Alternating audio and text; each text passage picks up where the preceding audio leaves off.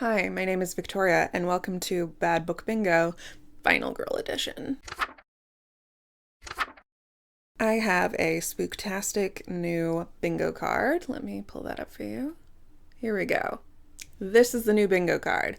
If you are new here, I read some bad books. I see if I can get bingo. If I get bingo, I get a treat to ease my pain. If not, it's just weird and anticlimactic for everyone. So today we are going to be reading two final girl romances. One is Carving for Cara, and the other is Meet at Midnight. These are both relatively short novellas, but they're both in series of their own, even though they can be read as standalones. Trigger warnings include blood, non-consent, bondage, knife play, gun play, all of that kind of stuff. These are pretty extreme, one more so than the other. So if any of that makes you uncomfortable, maybe skip this one. But without further ado, let's get into Carving for Cara. Carving for Cara opens with our protagonist, Cara. She is a tattoo artist who lives in a spooky Victorian mansion, and she's decorating it for Halloween.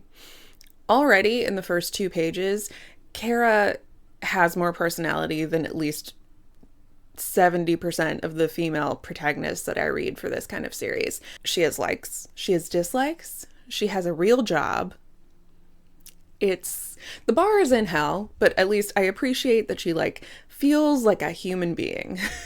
Also, she starts off with carving some pumpkins, so already we're at a good place. We're in a good place for this. While she's decorating, she runs over what her plans are for the day. She's gonna go meet her golden retriever best friend Sloane at a cafe, and then together they're going to go to a Halloween party. She's anxious about the Halloween party because she's going to see her ex, Jonah, who's kind of a dick, but they're still sleeping together.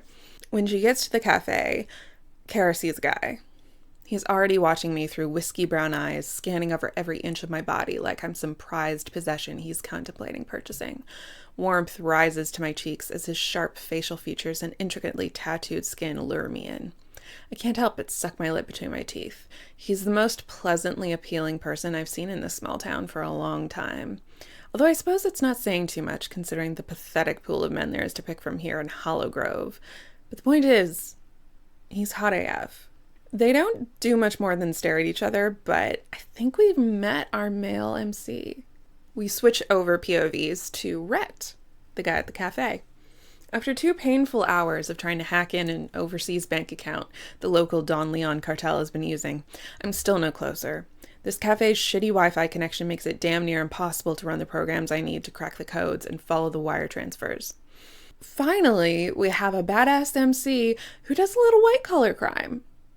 Not just, stalking and murder, not the usual, but some actual, white-collar crime. I appreciate that. It's fresh. It's new. He doesn't seem to be very good at it, but still points for effort.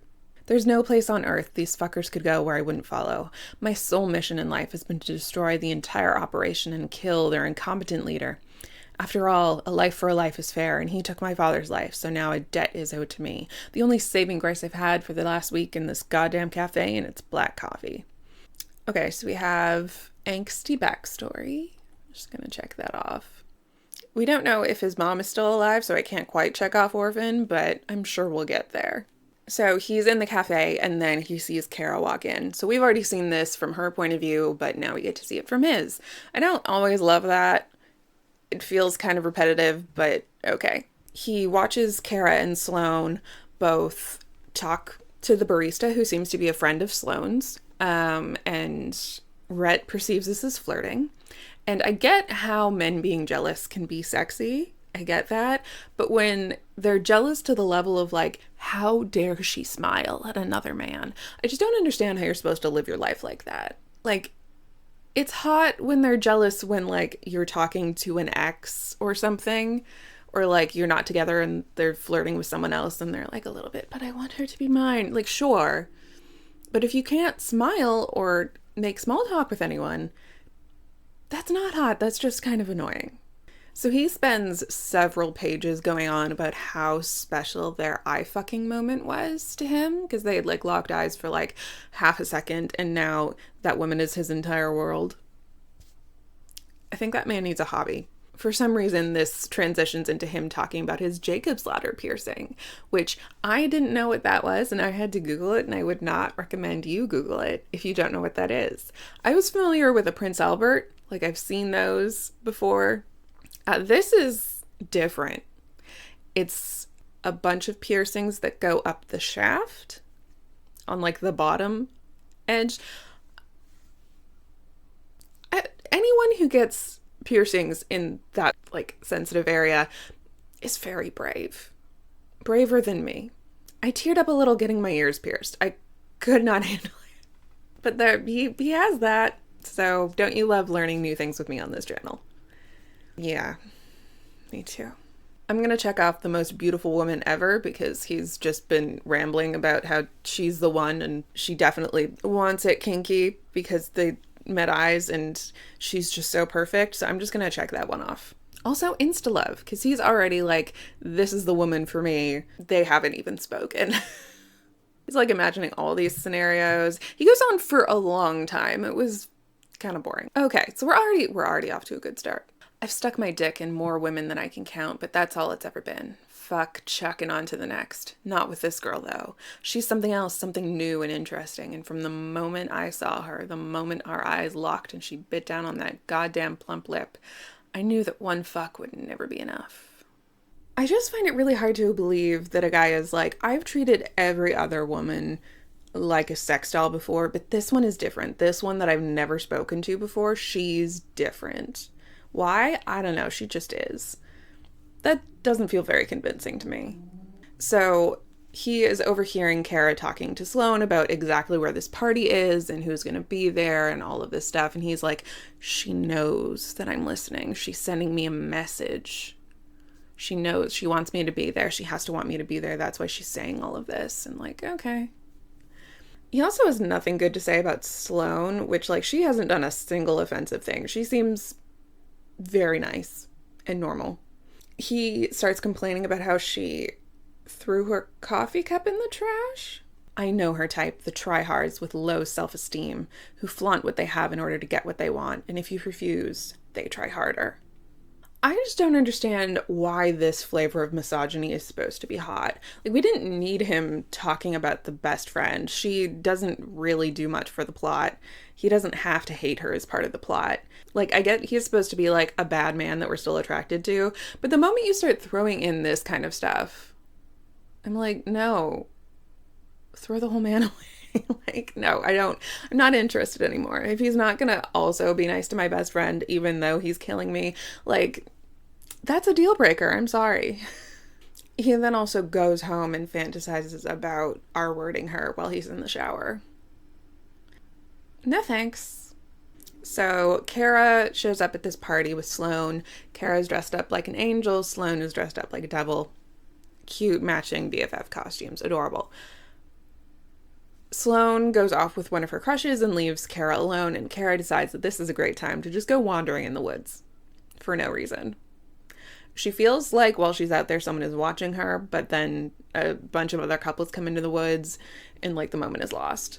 Cara goes back inside and meets up with her ex, and they have an incredibly unsatisfying sexual encounter before Cara decides to go apple bobbing to disguise the fact that like her makeup's all messed up because of hooking up with Jonah, and the guy just like comes up and like holds her head under the water, which is definitely a dick move.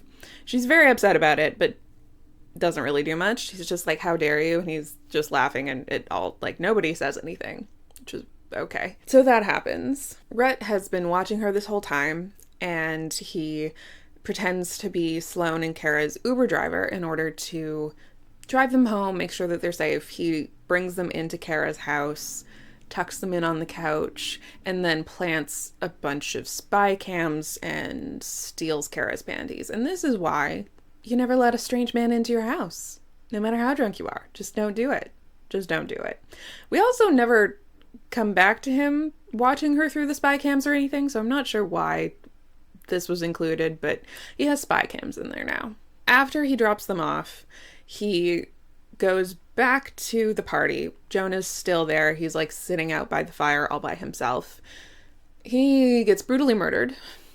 Rhett cuts his head off and throws the body in the lake, but keeps the head as a souvenir. He also takes Jonah's mask, the one that he was wearing, and trades it with his own, so he's in a full face mask that looks like Jonah's. So I'm going to check off costumes and murder. Also, this is why you don't set out in the woods by yourself, Jonah. The buddy system would have saved you. I'm feeling good about this bingo card. I feel like I'm going to get it. Fast forward to Halloween.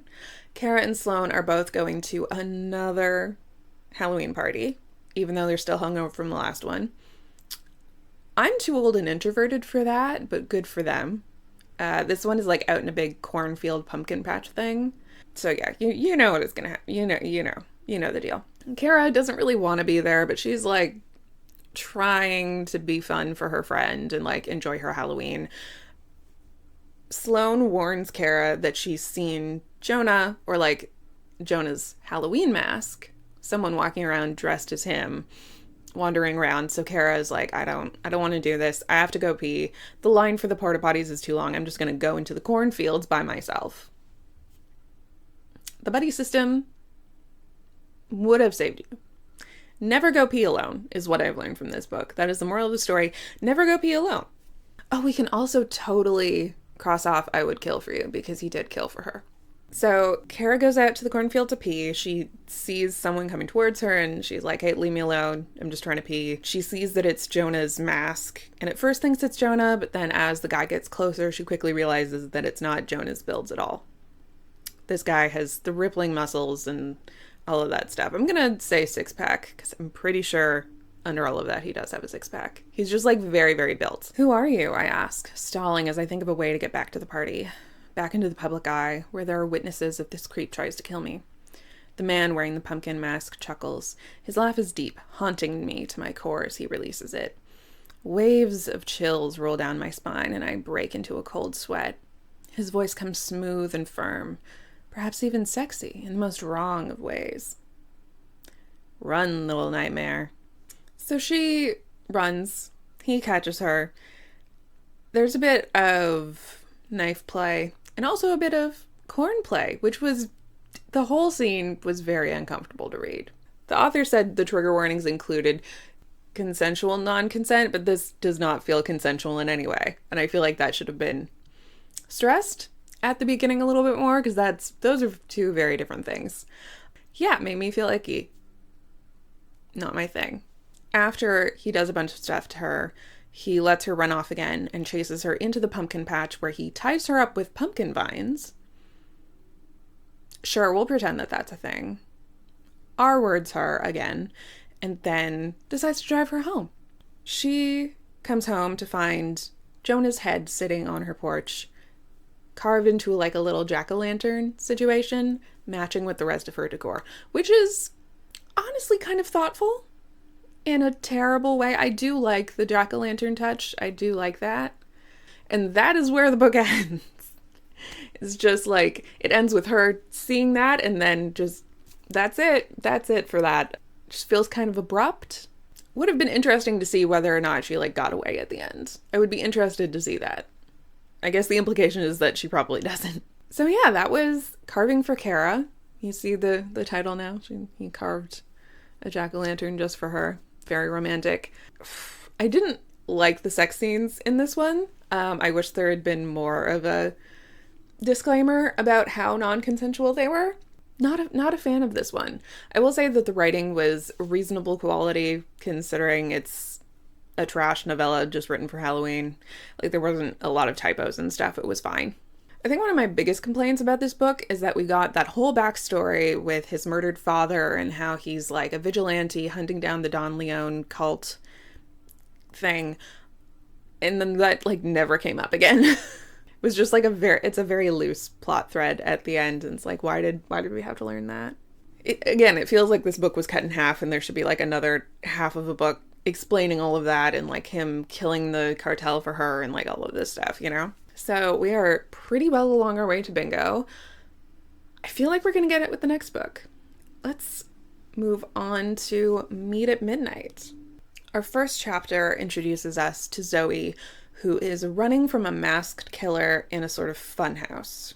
She's with her boyfriend, David, and David is angry that he finds out that she's brought a gun to the party. There's like I guess a big party in the fun house. What the fuck do you have? David snaps, lunging for the gun. He rips it from my hand. Give that back, I grind out between my teeth. He shakes his head. There's a suspicious look on his face that he fails to hide. David doesn't trust me with the gun, and he's probably wondering why I brought it to the party. Something crashes in another part of the funhouse, and then one of the girls is screaming that it's him. It's him. It's him. Oh my fucking god, it's him. Goose flesh breaks out over my skin. It's him. I know who she means. My brain shakes and falls out the answer, and out falls the answer. My brain shakes, and out falls the answer of who would cause this terror. The massacre maniac. So David's being kind of a dick in that he won't give the gun back to Zoe, but he also won't use it. They're hiding in a storage closet behind a bunch of cardboard, and Zoe's like, this isn't gonna do much, you gotta shoot the guy. And David just won't. The maniac knocks on the door lightly, and then bursts in, knowing that they're in there. David is stabbed, the maniac is shot, but that doesn't seem to stop him. I've never been this in the moment. I wonder if the maniac feels that way too. He must feel a lot of things. I'm jealous of him, of his freedom, of his power. Of being himself, even if it's extreme and fucked up. My will to live kicks in after the momentary shock and awe. Girl, if you want to be in the moment more, maybe try, meditating? So the maniac picks her up by the throat and starts strangling her, but Zoe just starts to laugh. He begins cutting her with the knife, and she likes it just a little too much. And he likes that a little too much. But then the cops are coming and he's got to get away, so he leaves her. David is on the floor crying for help as soon as the maniac leaves, and Zoe says, yeah, sure, I'll help you, and then shoots him in the head. Which I can't say that I saw coming. I don't, he was being a bit of a dick, but did he deserve that? I don't know. Feels a little... I have to say, Zoe is fucked up, but at least she's, moving the plot along. Unlike a lot of female protagonists I've read lately, at least she's active, At least she's doing something. Again, the bar is in hell. Also, I'm gonna check off please get therapy, because just literally everyone we've mentioned at this point, I think, needs a little. In the next chapter, it's 2 years later. We get a POV from the maniac himself. He's busy stabbing someone, partially fueled by the fact that there's a new female serial killer on the prowl. And she's kind of showing him up a bit. She's called the Lover's Murderer, and she's a femme fatale. I wonder who that could be. The maniac has no idea, meanwhile, and is apparently really trying to go for quantity over quality over here. It's a dick measuring contest, and he is going to win with a larger stack of bodies. Seems to be the vibe. So we see him killing a bunch of people, and then he goes home, watches the news, takes a little nap, and then immediately decides to go out to a party and kill more people. This guy, stamina. So much stamina. I could not. One social event per evening is my max. He goes to a party, manages to get in. He's wearing a full face mask. And he sees Zoe. He's at first not sure that it's Zoe because she's got her face really painted. I think it's a skeleton. So he can't be sure that it's her. He walks up to her, tries to make conversation. He's really bad at it. She offers to get him a drink, and then upon realizing that they have insane chemistry while not also realizing that they know each other, he just grabs her hand and drags her into a back bedroom to get it on. I admire the decisiveness, honestly. He slips off his mask and she kind of gets her makeup messed up, so they recognize each other. They bone while talking about how much they want to kill each other, which this is the hate fuck energy that I have been looking for in so many of these enemies to lovers scenarios. And it just wasn't there in those. It would always be oh, I dislike you for this one, completely irrational reason. You said one dickish thing to me and now I hate you. Oh no, I'm immediately in love with you because it's been 2 hours and you're just so hot. I'm just gonna lay here a lump while you rail me. It doesn't really give the same energy that this gave with look, I can't describe it to you in detail, but you get what I'm saying, right? There's an energy here that's sexy. Well, I also genuinely believe that they want to kill each other. That's fun. At a certain point, Zoe pulls out a gun and shoots it into the wall, which scares a bunch of the other party guests. While Jack, that's our maniac's name, by the way, his name is Jack, While Jack is distracted by the shot, Zoe leaves. She got to finish and he didn't, so hashtag feminism, am I right? He vows to find her and make her his final girl. Apparently he's been like thinking about her for the past 2 years, but thought that she like moved towns. But now that he knows that she's here, he's obsessed and he's going to find her and hunt her down. So he immediately finds her. And after killing someone that she flirted with briefly at a gas station on her way home, he breaks into her house and does some stuff to himself while she's sleeping when she doesn't know that he's there. In the next chapter, we cut back to Zoe's point of view and we find out how exactly the lover's murderer kills people. She finds men on the internet who want to die, takes them out somewhere, sleeps with them, and then murders them, usually with a gun. This guy, she is like meeting this guy. He pulls up in his van. She gets in. She pulls out the script that she has, and he's like, "What is this? You made a fucking script for killing me?" He sounds outraged. These guys are always so fucking emotional. But what can you expect? It's not like emotionally stable guys are asking to get killed online. She also brings a pamphlet. This is just fucking weird. He peels the pamphlet open with one hand, the other still on the steering wheel, taking us to our planned destination. The skin around his nails is dry and torn, and his eyes bug when he takes in something on the page. "There's a fucking timetable of events," he barks. "No messy panic," I repeat with a smile.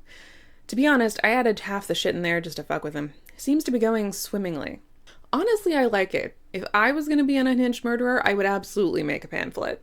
She takes him back to this abandoned funhouse, realizes that he had planned to kill her all along, which she honestly prefers better because she is fucked up. There's a bit of a struggle, but she gets her gun and manages to kill him. She then does some things with the gun that are rather unspeakable to herself. Couldn't be me, but at least turn the safety off next time. Just a thought. Yeah, so she does that. She thinks about the maniac and how she wishes that it was him the whole time, but she's settling for what she can get. She gets home, and then shortly after, Jack breaks in. There's a struggle, and because he's physically stronger and she wasn't expecting it, he wins and kidnaps her. She wakes up in the back of a car and tries to strangle him while he's driving, which feels like a bad idea. There's a minor crash, but they crash basically where he was going to lead them to anyway, and everybody's fine. He drags her into a basement where there's like a bunch of food and water and like her period products, and like he's clearly been in her house and like wanted to figure out what she liked so he could kidnap her and keep her around for a while. Honestly, I do kind of like the fact that he like cared enough to get her favorite snacks for her kidnapping. That's very thoughtful. I've dated less empathetic men than that. They get it on a bunch, of course.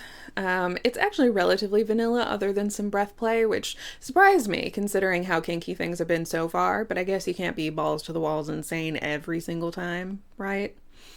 At the end, he gives her a little stab, just like a little exploratory stab. She, like a badass, pulls the knife out of herself and stabs him back, which, respect. You're not supposed to do that with knives, but respect. As he's patching up his wound, she manages to escape and gets into his murder van and drives off. He is hornier than ever for her. So afterwards, Jack is like sitting on his couch watching the news and wondering why he's not all over it. Why didn't Zoe report him? What a good question. He then gets a text from the lover's murderer saying that they've got Zoe in an attempt to lure him out. Of course, we know that Zoe is the lover's murderer and she's faking these texts. She's like sending him pictures of her tied up and she lures him out to a meeting place. So she gets him to a funhouse that seems, I think it's in the same franchise as the funhouse where they first met before, and immediately sets a trap for the cops to come on him. I thought she wanted to kill him, but I guess sicking the cops on him is like a fun prank for them in their relationship. He manages to escape, but meanwhile, Zoe is giving all of these interviews being like, he's impotent, he kidnapped me, all of these like antagonistic things that aren't really true just to piss him off. So now he knows that she's the lover's murderer, but also because of giving all these interviews, the cops are a little more interested in her. I really like that bit because it's like a natural consequence of her own actions, and it feels like the plot is not being dragged along by like either just one person or just like the author and the characters are just along for the ride because they have no personality outside of the plot. It genuinely feels like this plot has natural twists and turns, and like it's reacting to the way the characters are moving the plot forward on themselves. It's well, look, this is not my thing. The like knife play and gunplay, not my thing. But this is much better written than I thought it was gonna be. Clearly the author like put time and care into this and like knows what she's doing, and I really respect that. So as a response to all of this, once Jack is free, he sends her a video of him killing someone and pretending that it's her, which for this couple is very romantic, I gather. It really turns her on. She's really missing him. We then see him get a text that says, hey, we should have a murder competition. Meet me here at midnight. Hence the title. So they go to this funhouse. It's like a Chuck E. Cheese sort of situation. She gets there first and plants a bunch of traps and surprises him by taking out all of his weapons and then sets the place on fire. There's a struggle and they both get into the car together to go to a second location, which feels weird, but okay. Like, I would have liked seeing them Five Nights at Freddy's it, but okay, sure. Let's go somewhere else. So they go to an abandoned theme park, and we cut immediately to Jack kind of bandaging up a gunshot wound again. She shot him at some point. They've been playing this like cat and mouse game. He's pretty turned on and he's really liking it. He manages to tackle her, even though she has a gun and she's looking to shoot him again. He breaks her shoulder. He breaks her shoulder and then gets her to pass out. Zoe then wakes up in a roller coaster car. The roller coaster starts going and she realizes that Jack is like 3 cars behind her with a very large knife. And this is fun. This is like very tense, very exciting. They're on a roller coaster. There's no escape because she's like 200 feet in the air. I like this. So eventually he gets into the car with her. They have what seems to be very consensual sex under the circumstances. And then he gives her the chloroform again and she passes out. This girl is going to get brain damage from all that chloroform. So she wakes up again in the closet where they first met. There's a struggle. They have actual sex for the first time, which is big for him because along the way that the author has been pointing out that men who stab people usually are impotent and like that's like meant to be like a pseudo, you know, you've seen Criminal Minds before, you get it. But they've been pointing that out, so the fact that like he's having actual sex with her is like quite a big deal because he's not just stabbing her, he's, you know, saving that for next time. There's a little bit of stabbing, a little bit of shooting, the usual for them. And then midway through all of this, they realize that neither of them sent the text message to show up. Like, he got a text message from her asking to meet at that location. She got a text message from him asking to meet up at that location. Neither of them actually sent it. This has been a setup from the cops. This is a fun twist. I like this twist. It's good. So the cops are coming. Jack handcuffs Zoe to like a radiator or something in the closet so that she doesn't get hurt. She's really upset. He then goes downstairs and surrenders to the cops. Once the cops have like, they put like the Silence of the Lambs muzzle on him and handcuff him, but he just snaps the handcuffs in half and starts murdering like, I think it's like 20 or 30 cops. I'm gonna mark this as physically improbable. I'm so close to bingo. I'm so close. So once all the cops are dead, Jack comes in, unlocks her, and they run off into the woods together. Apparently there's like a bunch of abandoned buildings out in this woods and like there's plenty of places to hide, but the cops are coming and they're bearing down, and Zoe realizes that if she doesn't kill him, he's gonna kill her, and like as much as she loves him, she doesn't want to die. So she stabs him real bad, multiple times. They have this like big moment. It's very cute. He's very touched, and then he dies. Zoe runs off into an abandoned building. Moments later, Jack breaks in. Zoe's like, I just killed you.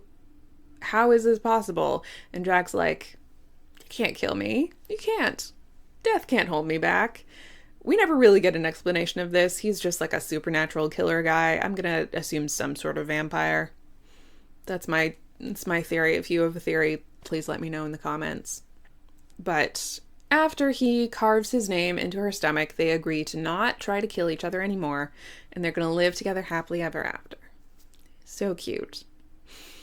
We had a little epilogue where they are on the news, torturing and murdering the news anchor. They're very happy on their little murder spree together. And that's the end. I did not get bingo. How did I not get bingo? I'm so upset. But look, we got very close. We tried our best.